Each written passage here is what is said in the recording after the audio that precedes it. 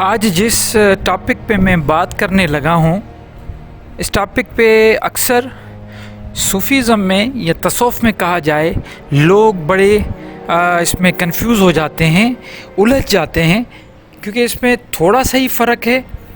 تو میں چاہتا ہوں کہ یہ فرق میرے سننے والے جو بھی ہیں وہ ذرا سمجھ لیں، کیونکہ ہمارا کام یہی ہے کہ لفظوں کو اس کی اصل روح کے ساتھ پیش کیا جائے۔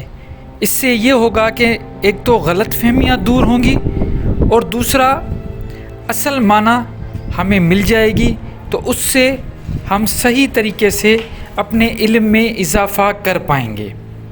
دیکھیے جی، دو لفظ ہے، ایک ہے ترک دنیا اور دوسرا گوشہ نشینی۔ یہ دونوں الفاظ صوفی حضرات کے ساتھ جوڑا جاتا ہے، ملنگوں کے ساتھ، بزرگوں کے ساتھ۔ یہ لفظ آپ نے ہمیشہ سنا ہوگا کہ فلاں صوفی نے گوشہ نشینی اختیار کر لی، یا فلاں صوفی نے یا بزرگ نے ترک دنیا کر دی۔ آپ نے یہ بھی ضرور سنا ہوگا کہ اگر دنیا میں، دین میں کامیابی چاہتے ہو، اللہ کے سامنے سرخرو ہونا چاہتے ہو، تو ترک دنیا کر دو۔ اب میں آپ کو پہلے تو ان دونوں الفاظ کی میننگ بتاؤں گا اور یہ سمجھانے کی کوشش کروں گا کہ صحیح آپ سمجھ جائیں کہ ترک دنیا کیا ہوتا ہے اور گوشہ نشینی کیا ہے۔ تو یہ ویڈیو، یہ بیان پورا غور سے سنیے۔ آپ کے 2 منٹ 4 منٹ اگر یہاں یہ سننے میں یہ زندگی بھر کا ایک مسئلہ اگر حل ہو جائے، تو میں آپ سے یہ گزارش کروں گا کہ علم اور حکمت یا دانائی جب بھی آپ کو کہیں سے بھی ملتی ہے، تو اس کا ایک بہترین طریقہ یہ ہوتا ہے کہ آپ اس چیز کو آگے لے کے جائیں، اپنے دوستوں کو، جو بھی آپ کے رشتہ دار ہیں ان کو بھی بتائیں کہ اصل ہم جو سنتے آ رہے تھے وہ کچھ اور تھا، اور اصل اس کی جو میننگ ہے وہ کچھ اور ہے۔ پہلی بات، ترک دنیا۔ ترک دنیا، ترک لفظ نکلتا ہے چھوڑنا، دنیا کو چھوڑنا۔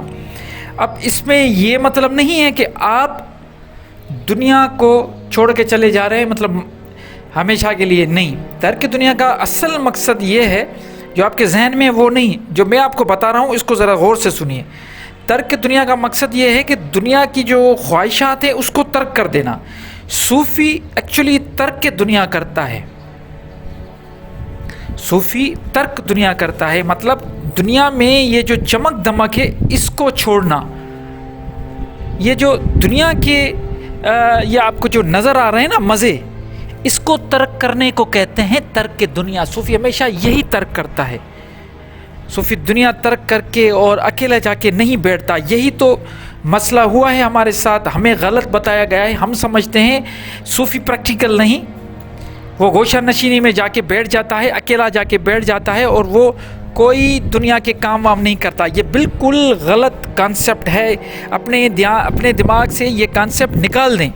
اگر آپ کے دماغ میں یہ کانسیپٹ ہے کہ صوفی پریکٹیکل نہیں ہے تو یہ بالکل غلط ہے۔ صوفی بالکل پریکٹیکل ہوتا ہے۔ صوفی جب دیکھتا ہے دنیا کو جب دیکھتا ہے، مشاہدہ کرتا ہے، تو اس کو یہ پہلا جو اس کی بنیاد شروع ہوتی ہے وہ یہ ہوتی ہے کہ جب سورج چاند ستارے، دنیا کی جتنے بھی اللہ تعالیٰ کی دی ہوئی نعمت ہیں، اس میں اللہ تعالیٰ نہ غریب اور امیر میں تفریق کرتا ہے، کوئی تفریق نہیں کرتا۔ جب سب کو صحیح بانٹ رہا ہے، تو ہم کون ہوتے ہیں انسان کہ ہم نے غریب کے لیے الگ اسٹینڈرڈز بنائے ہیں اور امیر کے لیے الگ اسٹینڈرڈز بنائے؟ تو اس سے بڑا پریکٹیکل اور کون ہو سکتا ہے جو اس کے خلاف کھڑا ہوتا ہے؟ صوفی ہمیشہ طبقات کے خلاف کھڑا ہوا ہے۔ آپ ہسٹری جا کے پڑھیں صوفیوں کرام کی۔ تو ترک دنیا کا مقصد یہ ہے کہ دنیا کے جو بھی معاملات ہیں، جو لگزریس لائف کی طرف جاتے ہیں، جو کسی دوسرے کے، اب دیکھیں لگزریس لائف گزارنا کوئی گناہ نہیں ہے، لیکن کسی دوسرے کا حق کھا کے اور پھر لگزری لائف گزارنا یہ گناہ ہے۔ تو ترک دنیا کا مقصد ہے وہ ساری چیزوں کو چھوڑ دینا جس سے دوسرے کے حق مرتے ہیں، دوسروں کے حق مرتے ہیں، اور وہ ساری خواہشات جو ڈیلی بیسس پہ آپ کو اندر ایک خواہش پوری ہو گئی، پھر دوسری آ گئی، پھر تیسری آ گئی، ایک جو سلسلہ ہے خواہشات کا، اس کو ختم کرنے کو کہتے ہیں ترک دنیا۔ اور گوشہ نشینی کا مطلب ہوتا ہے کہ دنیا اور یہ سارے معاملات کو چھوڑ کے، اپنے رشتہ داروں کو چھوڑ کے، سب کچھ چھوڑ کے اکیلا جا کے بیٹھ جانا، آئسولیشن میں چلے جانا۔ یہ گوشہ نشینی ایکچولی کچھ ٹائم کے لیے صوفی کرتا ہے، ترک دنیا ہمیشہ کے لیے کرتا ہے۔ اب یہ دیکھیں، گوشہ نشینی کچھ ٹائم کے لیے کوئی بھی صوفی، کوئی بھی بزرگ، کوئی بھی علم والا، چاہے وہ سادھو ہو، چاہے وہ مسلمان ہو، چاہے وہ ہندو ہو، چاہے وہ کسی بھی مذہب سے تعلق رکھتا ہو، اگر وہ صوفی ہے تو وہ کچھ وقت کے لیے آئسولیشن میں چلا جاتا ہے، کیونکہ وہ اس کے اندر میں مختلف سوالات اٹھتے ہیں۔ ان سوالات کو ڈھونڈنے کے لیے وہ فی الحال جب وہ بالکل مایوس ہو جاتا ہے تو وہ گوشہ نشینی میں چلا جاتا ہے اور مراقبہ کرتا ہے، میڈیٹیشن کرتا ہے، خود سے سوال کرتا ہے اور ڈھونڈنے کی کوشش کرتا ہے۔ لیکن وہ گوشہ نشینی، وہ آئسولیشن، وہ اکیلا بیٹھنا، وہ پوری لائف کے لیے نہیں ہوتا، وہ کچھ ٹائم پیریڈ کے لیے ہوتا ہے۔ لیکن ترک دنیا یہ ایک اپنے آپ سے وعدہ ہے۔ یہ ایسا ہے جیسے آپ نے ایک وعدہ کیا کہ میں کبھی جھوٹ نہیں بولوں گا، تو یہ ایک آپ نے اسٹیبلش کر لیا اپنی زندگی میں۔ یہ رول جب اسٹیبلش کرتے ہیں کہ مجھے فلاں گناہ نہیں کرنا، تو یہ پوری ایک کمٹمنٹ ہوتی ہے۔ تو وہ ترک دنیا بھی ایک پوری کمٹمنٹ ہے۔ آپ جب یہ سوچ لیتے ہیں کہ مجھے ترک دنیا کرنا ہے، تو وہ پوری جب تک وہ انسان مرتا نہیں ہے تب تک وہ کمٹمنٹ رہتی ہے۔ تو یہ پوری لائف کمٹمنٹ ہے ترک دنیا۔ اور گوشہ نشینی اصل میں ایک چھوٹے سے پیریڈ کے لیے ہوتا ہے۔ وہ پیریڈ ویری کرتا ہے، کوئی 2 مہینے کے لیے، کوئی 1 مہینے کے لیے، کوئی 1 سال کے لیے، کوئی 1 ہفتے کے لیے، کوئی 10 سال کے لیے۔ تو یہ ڈپینڈ کرتا ہے اس انڈیویجول کی سائیکالوجی پہ کہ وہ سائیکالوجیکلی کتنا اسٹرانگ ہے۔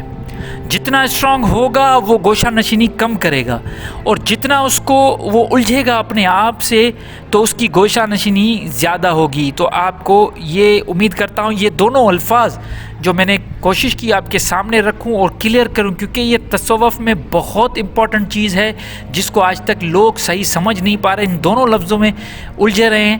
تو یہ آپ کلیئر ہو گئے، مجھے بالکل امید ہے، اس میں کوئی پریشانی کی بات نہیں ہے۔ لیکن پھر بھی اگر کیونکہ آپ مختلف سوال کرتے ہیں، اچھی بات ہے، سوال کریں، سوال کرنے سے ہی جب آپ سوال کریں گے تو چیزوں کو آپ زیادہ بہتر نمونے سے سمجھ پائیں گے، ادروائز آپ ڈسٹرب ہی رہیں گے۔ تو آپ بھلی مجھ سے سوال کریں، جتنا ہو سکے کوسچنس اٹھائیں، لکھیں۔ اگر آپ کہیں گے تو یہ ایک سیشن میں کوسچن اور آنسر پہ بھی ضرور رکھوں گا آگے جا کے، لیکن ابھی اس معاملے میں اگر سمجھ میں آ گیا تو بہت زبردست، اچھی بات ہے، آپ کو مبارک ہو۔ اگر سمجھ نہیں آ رہا تو 1-2 مرتبہ اس ویڈیو کو بار بار دیکھیں، سنیں غور سے، تو آپ کو چیزیں کلیئر ہوں گی۔ پھر بھی اگر دماغ میں کوئی ایسا سوال اٹھتا ہے تو مجھ سے آپ سوال کر سکتے ہیں۔ میں اپنی فہم اور طاقت اور جتنا علم اللہ نے دیا ہوا ہے ناقص سا، اس مطابق میں کوشش کروں گا جواب دینے کی۔ تب تک کے لیے مجھے اجازت دیجیے۔ اللہ نگہبان۔